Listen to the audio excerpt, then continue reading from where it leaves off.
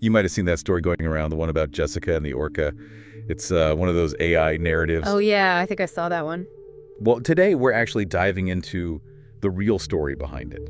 A truly tragic one, actually. Right. We're looking at Tilikum, probably the most famous, certainly the most, well, dramatic captive orca there's ever been. And this isn't just, telling the story again. It's really trying to explore what his life tells us about that gap, that disconnect between wild animals and the captive environments we make for them. Absolutely. Our goal here, really, is to pull out the key things from the sources we've looked at, to understand how environment shapes behavior, especially for these super intelligent apex predators like orcas.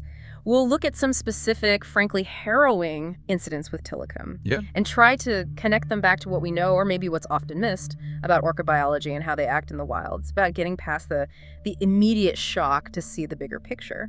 And Tilikum, as we dig in, you see pretty quickly he wasn't just any whale. The sources describe him as the largest male orca in captivity.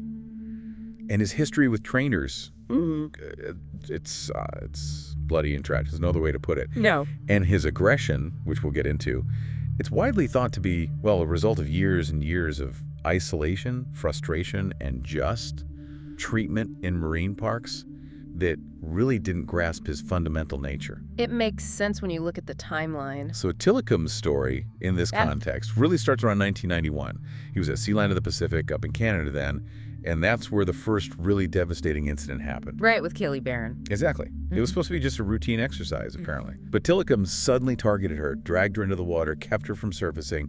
Her colleagues, they tried desperately to get involved to help her, but Tilikum was just overwhelmingly powerful. Yeah. Keely drowned. And when we talk about that power, it's critical to remember what a male orca like Tilikum is. He's top of the food chain. Their hunting skills, their strength, it's all evolved for the ocean, for complex instincts, survival, within these really intricate social groups or pods. Yeah. And the sources suggest that taking an animal like that, one wired for this vastness, for social hunting, and putting it in a tank, well, the sensory deprivation, the lack of control, it can cause these deep psychological issues. You might see obsessive behavior, self-harm even, or like with Killy, this severely redirected aggression. It's not just messing with their behavior, it's rewiring them. Rewiring, that's a strong word.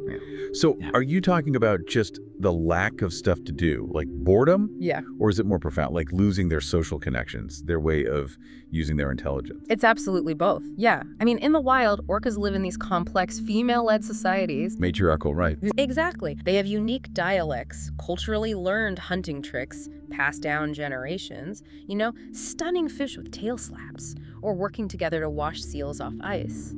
Their huge brains are literally built for that kind of complex interaction strategy covering vast distances. So confinement, it essentially strips them of their culture, their society, their whole purpose, really.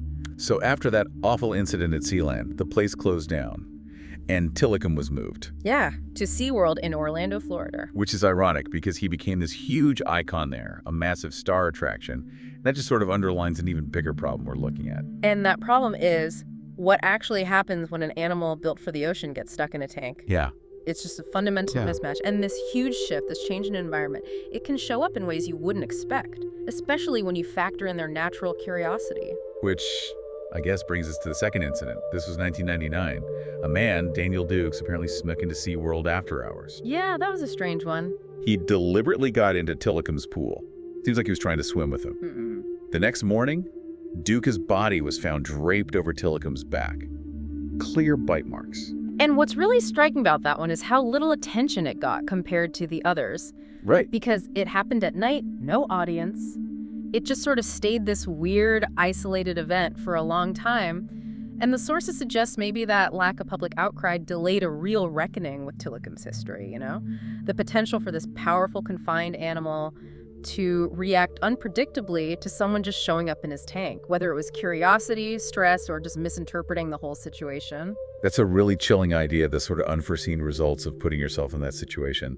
But it was the third incident about a decade later that just blew everything open, ignited this huge global reaction, and directly inspired stories like that Jessica one we mentioned. Don Brancho, 2010. Yes. A veteran trainer, Don Brancho, Considered one of the best, really experienced, she was doing a routine show with Tilikum. Standing at the edge of the pool, he was performing right in front of her. And then, suddenly, Tilikum grabbed her, by her ponytail apparently, pulled her straight into the water. In front of a horrified audience. Yeah. Guards, other trainers, they tried everything, throwing food to distract him, trying to intervene. But it was useless. The whale just kept pulling Dawn under, biting her, preventing her from surfacing. It apparently went on for, over 15 minutes? Horrifying. And it ended with her death. Yeah. And that event, that just sparked immense global outrage. It led directly to the documentary Blackfish. Yep. Which really shone a light on the harsh realities orcas can face in captivity, among other things. After that, trainers were banned from getting in the water with Tilikum ever again. He stayed in his tank, mostly isolated, until he died in 2017. So if we try to, connect this back to the bigger picture, Tilikum's whole story really hammers home how vital that natural environment is for an animal's well-being, its behavior. Definitely. Orcas in the wild, they show incredible intelligence, intricate social lives, specialized hunting skills developed over generations, their power, their hunting ability. Yeah, it seems monstrous if you prey, but it's driven by pure instinct and survival needs. So when you take an animal like that, confine it, strip away its social world, its ability to explore, stop it from doing what it's naturally meant to do, the results can be tragic and unpredictable, not just for the animal, but for the people around it too. So looking back at Tilikum's life, it's just so tragic, defined completely by these three incidents. Kaylee Barron, Daniel Dukes, and then Dawn Brancheau, which really did spark that global conversation and led to Blackfish. Exactly. And we've talked about how an orca's power, its hunting nature, isn't inherently malicious. It's instinctual. It's for survival in this huge, complex environment. Tilikum's story really forces us to think hard about the implications, the deep consequences of keeping these incredibly smart, social, powerful predators in places so drastically different from their natural homes. It really drives home that point, doesn't it? How stories like his show that wild animals, even ones that seem gentle on the surface, can just fundamentally change in captivity. Yeah. It highlights that huge gulf between a show performer, doing tricks, and what can emerge under that extreme stress, a powerful, distressed wild animal reacting to a world that makes no sense to it. So when you think about their intense social bonds, their complex hunting, their place right at the top, what does Tilikum's story really make you consider about our responsibility? When we interact with these incredibly powerful, intelligent animals outside of the ocean, what other questions does this deep dive bring up for you about finding that balance, between human interaction and just the fundamental needs of wild creatures?